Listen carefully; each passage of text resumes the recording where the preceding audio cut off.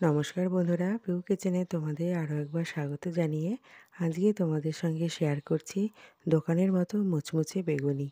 দুর্দান্ত লাগে এরকম বেগুনি শীতের সন্ধ্যায় চা অথবা কফির সঙ্গে খেতে, কিংবা আড্ডা দিতে দিতে মুড়ির সাথে কিন্তু দারুণ লাগে। তো চলো রেসিপিটা দেখা যাক। আমি দেখো একটা বড় মাপের বেগুন নিয়েছি, মাঝখানের অংশটা নিয়েছি, মাথার দিকটা আর পেছন দিকটা আমি কেটে বাদ দিয়ে দিয়েছি। এইভাবে সরু সরু পাতলা করে আমি বেগুনিগুলো কেটে নিয়েছি। যতটা সরু করে কাটা যাবে বেগুনি ততটা সুন্দর হবে। বেগুনগুলোকে ভালো মতো জলে ধুয়ে পরিমাণ মতো লবণ দিয়ে আধা ঘন্টার জন্য আমি ঢাকা দিয়ে রেখে দেবো। বেগুনিগুলোর গায়ে ভালো মতো লবণটা মাখিয়ে নিতে হবে, এতে বেগুনিগুলো খুব সফট হবে এবং বেগুনিগুলোর ভেতরে কিন্তু লবণটাও ঢুকে যাবে, আর বেগুনগুলোর গা থেকে একটু হালকা জল ভাব ছাড়বে। জল ভাব ছাড়াতে কী হবে, বেগুনটাও খুব সফট হবে। এইভাবে প্রসেসটা করলে কিন্তু বেগুনি একদম পারফেক্ট দোকানের মতো মুচমুচে খেতে লাগবে।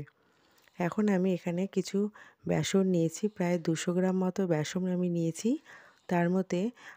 তার মধ্যে দিচ্ছি হাফ চামচ মতো লবণ, আর দিলাম পরিমাণ মতো হলুদ, আর ছোটো চামচের 1 চামচ দিয়েছি কাশ্মীরি লঙ্কার গুঁড়ো, আর হাফ চামচ আমি কালো জিরে দিয়ে ভালো মতো একটা ব্যাটার তৈরি করে নিচ্ছি।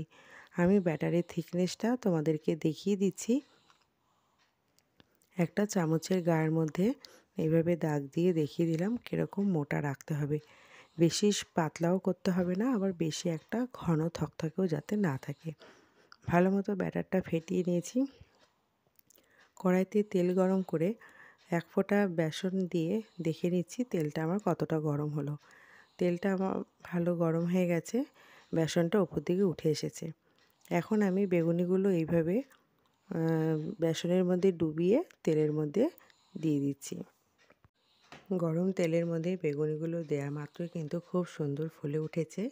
আর গ্যাসের ফ্লেমটাকে অবশ্যই মিডিয়ামে রাখতে হবে, বেশি হাইতে দিলে কিন্তু কালারটা তাড়াতাড়ি ধরে নেবে আর বেগুনিগুলো ভেতরটা কাঁচা থেকে যাবে। এরকম প্রসেসে তোমরা বেগুনিগুলো বাড়িতে ভেজে নেবে, দেখবে খুব সুন্দর মুচমুচে হবে।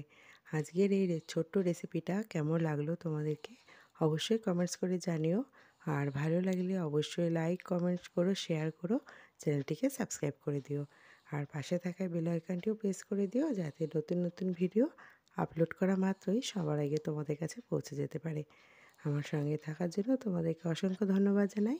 আজকের মতো আমি এখানেই শেষ করছি। ভালো থেকো, সুস্থ থেকো, আমার রেসিপি তোমরা দেখতে থাকো। আজকের মতো টাটা।